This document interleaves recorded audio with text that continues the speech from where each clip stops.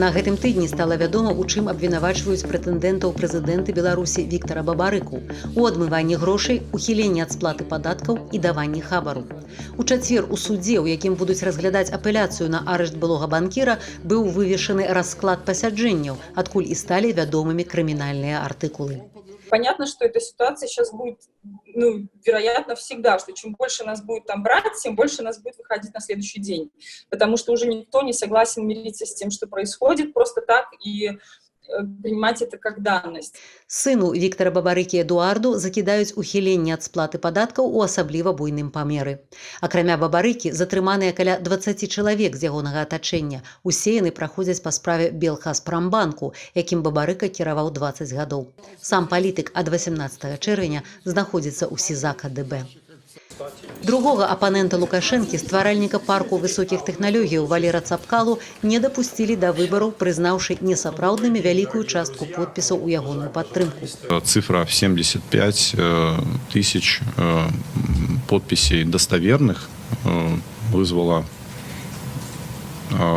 наше недоумение, непонимание, и в ответ мы планируем обращение в территориальные комиссии и в областные комиссии, естественно, в Центральную избирательную комиссию с просьбой предоставить акты о результатах проверки достоверности подписей избирателей. Тым часам Міністэрства ўнутраных справаў пачало праверку супрацьпраўнай дзейнасці Валера Цапкалы. Заяву на яго напісаў Седат Игдеджи, турэцкі і беларускі бізнесовец, уладальнік групы будаўнічых кампаній, які раней супрацоўнічаў з Цапкалам. Побач з фінансавымі прэтэнзіямі былы бізнес-партнер агучыў нібыта кампрамат са сферы асабістага жыцця Цапкалы. У меня есть документы. Я все положил документы лично дело. То есть у вас есть все документально, вы говорите, подтверждено? Я вам пока не даю. Все, что там говорится, это, конечно, полный бред. Это вообще даже комментировать это не хочется. Калі Валер Цапкала выбывае з прэзідэнцкіх выбараў, прэтэндэнтаў застаецца 6. Александр Лукашенко, Віктор Бабарыка, Ганна Канапацкая, Сергей Чэрачань, Андрей Дмитриев, Светлана Тихановская. Мы с тобой чули на протягу этой кампании такой слоган, мем, что людям все ровно, абы не за яго.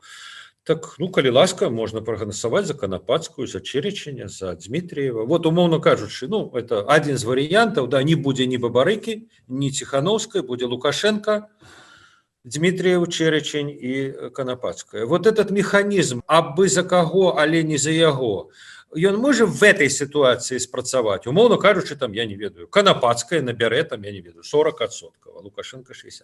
Я сумнеюся. Я думаю, что резкой такой, на межи фола, поза мяжой фола с критикой Александра Григоровича, я думаю, яны не будуць выступаць, і таму взять на сябе гэты пратэсны настрой яны не змогуць. Блогер Сергей Тихановскі атрымаў яшчэ 15 сутак за непадпарадкаванне міліцыі на пікеце 29 траўня ў горадні, дзе ён і быў затрыманы. Блогер прысутнічаў у судзе па відэасувязі. И в курсе, что все блогеры, Цыганович сидит, Кабанов сидит? Мне сказали вчера, да. Ужас. Я надеюсь, что это все не зря.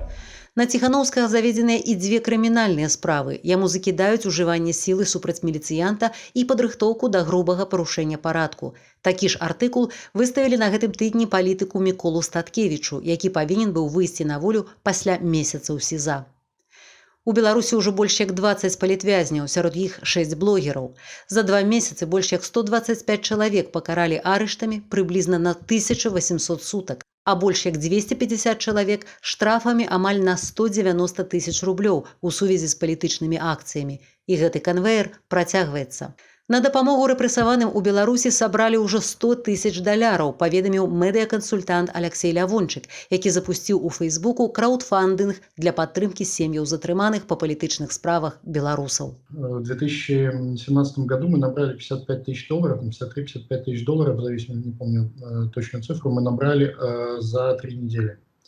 Сейчас мы набрали 53 тысячи долларов за 1 день. Салідарнасць з вязнямі і пратэст супраць гвалту выказваюць прадстаўнікі культуры, якія абвясцілі акцыю «Культ-пратэст», адмаўляючыся ўдзельнічаць у дзяржаўных мерапрыемствах. За асуджэнне гвалту губляюць працу многія журналісты, спартоўцы, людзі мастацтва. Стваральніца суполкі ў Фейсбуку «Хватит бояться» Тацяна Мартынова з'ехала з Беларусі, бо атрымала інфармацыю, што яе вось-вось затрымаюць. Почему я решила уехать? Потому что сегодня в тюрьмах уже в Беларуси сидит достаточное количество активных людей, которые могли бы как-то организовывать и что-то делать для своей страны. Как минимум объяснять, что происходит, работать с информацией. И если бы я стала просто одним из них, то, как сказала мне моя подруга-адвокат: Тань, все, что я смогу для тебя сделать, это просто ходить к тебе каждый день, чтобы тебе там было не сильно скучно.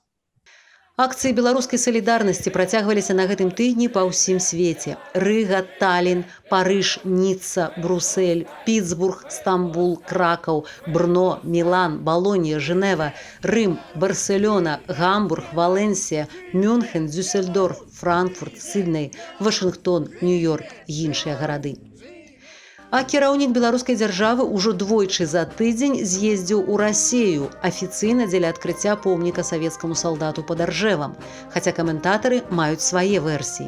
Мне кажется, что Лукашенко ездил за легитимностью к не очень легитимному Путину сейчас, потому что у них у обоих одна и та же проблема. Им нужно будет в этом году, прямо сейчас, показать, что они состоятельные с точки зрения процедур президента, хотя оба нарушают все возможные процедуры и выглядят как люди, которые узурпировали власть.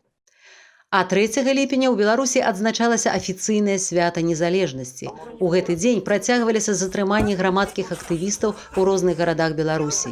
І гучаў напамін кіраўніка дзяржавы.